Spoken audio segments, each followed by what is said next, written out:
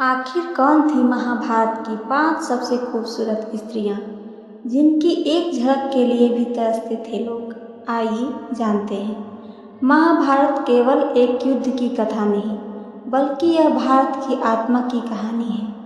इसमें जहां वीरता, धर्म, अधर्म, नीतियां और राजनीति के अद्भुत रूप मिलते हैं, वहीं स्त्रियों का योगदान भी अतुलनीय रहा है। कुछ स्त्रियां इतनी सुंदर, तेजस्विनी और प्रभावशाली थीं कि उनके सौंदर्य की चर्चा सिर्फ मनुष्यों में ही नहीं बल्कि देवताओं तक में होती थी। आज हम बात करेंगे महाभारत काल की 5 सबसे सुंदर स्त्रियों की, जिनकी एक झलक पाने को राजे, महाराजे, ऋषि मुनि और योद्धा तक लालायित रहते थे। उनकी सुंदरता के साथ साथ उनका व्यक्तित्व, तप, धर्म और प्रभाव भी उतना ही अद्वितीय था। तो पहली थी द्रौपदी, पांचाल राज की कृष्णवर्णा कन्या, उत्पत्ति और वरदान। द्रौपदी का जन्म अग्नि से हुआ था। जब द्रौपद ने यज्ञ किया तो यज्ञ कुंड से एक दिव्य कन्या उत्पन्न हुई, जिसका वर्ण कृष्ण था, गहरा श्यामल, किंतु इस रंग में भी ऐसी छटा थी कि उनकी एक झलक मात्र से मनुष्य सम्मोहित हो जाता। वे स्वयं अग्निजा थी, इसलिए उनके मुखमंडल पर तेज और आंखों में ऐसी गहराई थी कि कोई भी उन्हें देखकर अपलक रह जाए। उनकी सुंदरता का वर्णन ऋषियों ने कहा, द्रौपदी की आंखें मृग जैसी थी, केश काले मेघों जैसे और चाल ऐसी जैसे मृग छाल पर बहती यमुना। उनके सौंदर्य पर अर्जुन ही नहीं, स्वयं कृष्ण तक मोहित हो जाते थे। यद्यपि कृष्ण उन्हें अपनी सखा मानते थे। 5 पतियों की पत्नी द्रौपदी की सुंदरता इतनी मनमोहक थी कि स्वयं अर्जुन उन्हें स्वयंवर में जीत लाए, किंतु उनकी अद्भुत महिमा के कारण वे 5 पांडवों की पत्नी बनी। हर पति उन्हें अपने मन की देवी मानता था। उनके जीवन का हर चरण त्रासदी और संघर्ष से भरा रहा, परंतु उनके तेज और गरिमा में कभी कमी नहीं आई। महाभारत युद्ध के बाद जब पांडवों ने राजपाट त्याग कर स्वर्गारोहण की यात्रा शुरू की, द्रौपदी सबसे पहले गिर पड़ी। भीम ने पूछा, द्रौपदी ने क्या पाप किया? युधिष्ठिर बोले, उसने अर्जुन को सबसे अधिक प्रेम दिया। जबकि सभी पति समान थे, लेकिन सच यह भी था कि द्रौपदी ने केवल प्रेम ही नहीं, समस्त जीवन कष्ट, अपमान और युद्ध का बोझ उठाया था। उसका अंत पर्वत की चोटी पर हुआ, लेकिन उनका नाम अमर हो गया।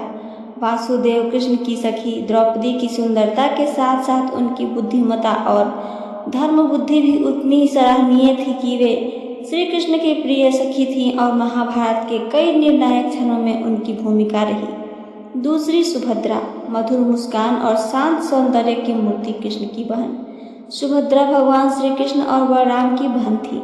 द्वारका की राजकुमारी, जिनका सौंदर्य शीतल चंद्रमा की तरह था, सौम्य, शांत किंतु आकर्षक। उनकी मुस्कान में एक ऐसा आकर्षण था कि स्वयं अर्जुन उनके लिए हृदय हार बैठे।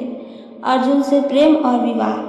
जब अर्जुन अपने वनवास काल में द्वारका पहुंचे और सुभद्रा को रथ चलाते देखा, तभी वे उन पर मोहित हो गए। सुभद्रा भी अर्जुन से प्रेम करने लगी और कृष्ण की सहायता से दोनों का विवाह हुआ।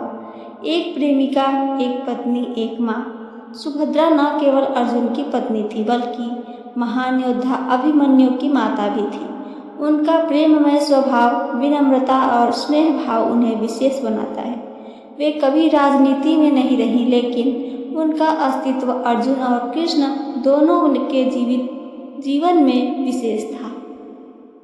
महाभारत युद्ध में जब उनके पुत्र अभिमन्यु की मृत्यु हुई, सुभद्रा का हृदय टूट गया, परंतु वे अपने पौत्र परीक्षित को पालने में लग गई। उन्होंने कृष्ण की सिखाई गई नीति से अपना जीवन संयम से जिया। उनके अंत के विषय में स्पष्ट विवरण नहीं मिलता, परंतु वे द्वारका के साथ अंतर ध्यान हो गई। तीसरा, गांधारी, त्याग और तप की प्रतिमूर्ति। गांधार देश की राजकुमारी।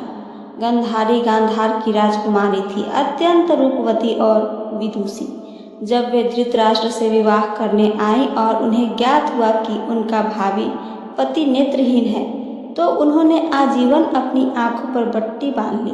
सुंदरता और संयम का मेल। गांधारी का सौंदर्य ऐसा था कि कहा जाता है, यदि उन्होंने आंखों की पट्टी नहीं बांधी होती तो उनके नेत्रों से निकलने वाला तेज सबको चकाचौंध कर देता। वे जितनी सुंदर थी उतनी ही धैर्यशील और धर्मनिष्ठ भी थी। माँ का श्राप और दुख। गांधारी का जीवन दुखों से भरा रहा। उन्होंने 100 पुत्रों को जन्म दिया, परंतु अंततः युद्ध में सबका नाश हुआ। उनका दुख, उनकी पीड़ा और उनका मातृत्व, यह सब उन्हें महाभारत की सबसे गूढ़ और भावुक पात्र बनाते हैं। महाभारत के अंत में गांधारी ने तपस्या में लीन होकर अपना शेष जीवन जंगल में बिताया। उन्होंने अपने पति धृतराष्ट्र और कुंती के साथ वन में अग्नि में प्रवेश कर सती की भांति शरीर त्याग दिया। उनका जीवन त्याग, दुख और धर्म की गाथा बन गया। चौथा, कुंती। सौंदर्य, संयम और शक्ति की जीती जागती मूर्ति, यदुवंशी राजकुमारी। कुंती महाराज कुंती भोज की दत्तक पुत्री थी। उन्होंने बचपन में ही ऋषि दुर्वासा की सेवा की और उनसे एक दिव्य मंत्र प्राप्त किया, जिससे वे किसी भी देवता से संतान प्राप्त कर सकती थी। कर्ण की जननी। कुंती ने विवाह से पूर्व सूर्यपुत्र सूर्यदेव से कर्ण को जन्म दिया। वह रहस्य उनके जीवन का सबसे बड़ा दुख बना। कुंती अत्यंत सुंदर थी। उनके मुख पर ऐसा तेज था कि स्वयं पांडु ने उन्हें पत्नी रूप में स्वीकार किया। 3 देवताओं की पत्नी कुंती ने धर्मराज, वायु और इंद्र से क्रमशः युधिष्ठिर, भीम और अर्जुन को जन्म दिया। वे विदुषी थीं, धर्म की ज्ञाता और हर परिस्थिति में धैर्य बनाए रखने वाली स्त्री थीं। नारी शक्ति की मिसाल उन्हें कहा जाता है। कुंती का जीवन संघर्षों से भरा रहा, पर उन्होंने कभी हार नहीं मानी। एक माता, एक पत्नी और एक राजमाता के रूप में उनका योगदान अमूल्य है। कुंती ने महाभारत युद्ध के पश्चात पांडवों को परामर्श देकर धृतराष्ट्र और गांधारी के साथ वनवास ले गई। अंततः उन्होंने भी जंगल में अग्नि में प्रवेश कर देह त्याग दी। उनका जीवन मातृत्व, धर्म और विवेक की मिसाल बन गया। 5वां, उर्वशी, स्वर्गलोक की अप्सरा, स्वर्ग की सुंदरतम स्त्री उन्हें कहा जाता है। उर्वशी स्वर्ग की अप्सराओं में सर्वश्रेष्ठ मानी जाती हैं। उनकी सुंदरता ऐसी थी कि देवता तक मोहित हो जाएं। उर्वशी का नाम आते ही सौंदर्य, नृत्य और मोहकता की कल्पना मन में उतर आती है।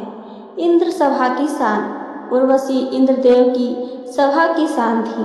वे देवताओं, गंधर्वों और यक्षों के समक्ष नृत्य करती थी और उनकी हर अदा पर सुर और ताल झुक जाते थे। अर्जुन की परीक्षा। जब अर्जुन स्वर्ग में गए तो उर्वशी ने उन्हें रिझाने की कोशिश की, किंतु अर्जुन ने उन्हें मातृवत माना और अस्वीकार कर दिया। तब उर्वशी ने उन्हें नपुंसक होने का श्राप दिया। यह प्रसंग यह दर्शाता है कि उर्वशी जैसी सुंदर स्त्री भी अर्जुन के धर्म के आगे झुक गई। उर्वशी अमर थी, अप्सरा थी। उनका अंत नहीं हुआ, परंतु धीरे धीरे वे भी स्वर्ग की नृत्य सभा से अलग हो गईं। उनका उल्लेख भविष्य की कथाओं में भी आता है, परंतु महाभारत के बाद उनका प्रभाव कम हो गया। वे सुंदरता की प्रतीक बनी रही। उपसंहार क्या है, आइए जानें। सौंदर्य के साथ साथ चरित्र की भी पूजा होती है। महाभारत की इन स्त्रियों में सौंदर्य के साथ धैर्य, त्याग, प्रेम, बलिदान और विवेक का मेल था। इन्हीं गुणों के कारण वे सुंदरता की परिभाषा बन गई। उनकी केवल काया ही नहीं, उनका हृदय, उनकी चेतना और उनका योगदान भी उन्हें महान बनाता है। द्रौपदी तेज और अपार करुणा की मूर्ति थी। सुभद्रा सौम्यता और प्रेम का स्वरूप थी। गांधारी अंधश्रद्धा और माँ का दर्द। कुंती शक्ति, त्याग और धर्म का प्रतीक थी। उर्वशी सौंदर्य और मोह का अद्भुत स्वरूप थी। अगर आपको ये कथा पसंद आई हो तो इसे लाइक करें, अपने दोस्तों और परिवार के साथ शेयर करें। ऐसी ही भावनात्मक और प्रेरणादायक कहानियों के लिए हमारे चैनल डिवोशनल नॉलेज को सब्सक्राइब करना न भूलें। घंटी के निशान को जरूर दबाएं ताकि हमारी हर वीडियो की जानकारी, सूचना आप तक सबसे पहले पहुंचे। तो सुनने के लिए धन्यवाद दोस्तों। जय श्री कृष्णा। राधे राधे।